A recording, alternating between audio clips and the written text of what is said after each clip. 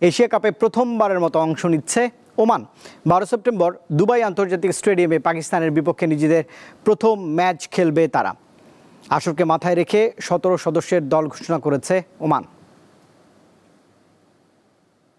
প্রথমবারের মতো এশিয়ার শ্রেষ্ঠত্বের আসরে সুযোগ পেল ওমান। 9 সেপ্টেম্বর থেকে শুরু হতে যাওয়া 8 দলের টি-20 টুর্নামেন্টে ওমানিদের প্রতিপক্ষ শক্তিশালী ভারত, পাকিস্তান ও সংযুক্ত আরব আমিরাত। 4 মুখ নিয়ে মহাদেশীয় এই আসরের প্রস্তুতিতে ব্যস্ত ওমান। 17 সদস্যের দলে 4 জন অনভিষিক্ত খেলোয়াড় হলেন সুফিয়ান ইউসুফ, জিক্রিয়া ইসলাম, ফয়সাল শাহ এবং নাদিম খান।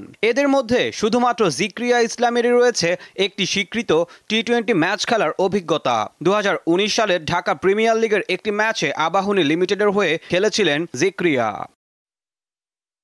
দলকে নেতৃত্ব দেবেন অভিজ্ঞ ওপেনার যতীন্দর সিং। মাত্র 1 বছরের মধ্যে জাতীয় দলে জায়গা করে নেওয়া আলোচিত ক্রিকেটার মোহাম্মদ ইমরানও রয়েছে এবার।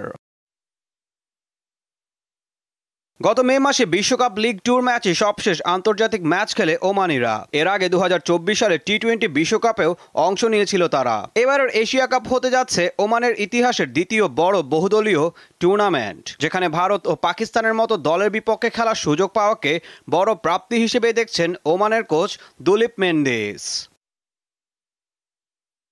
12 সেপ্টেম্বর দুবাই আন্তর্জাতিক স্টেডিয়ামে পাকিস্তানের বিপক্ষে ওমান নিজেদের প্রথম ম্যাচ খেলবে। 15 সেপ্টেম্বর আবুধাবি শেখ জায়েদ স্টেডিয়ামে আরব আমিরাত এবং একই মাঠে 19 সেপ্টেম্বর ভারতের বিপক্ষে গ্রুপ পর্বে নিজেদের শেষ ম্যাচে লড়বেন যতীন্দররা।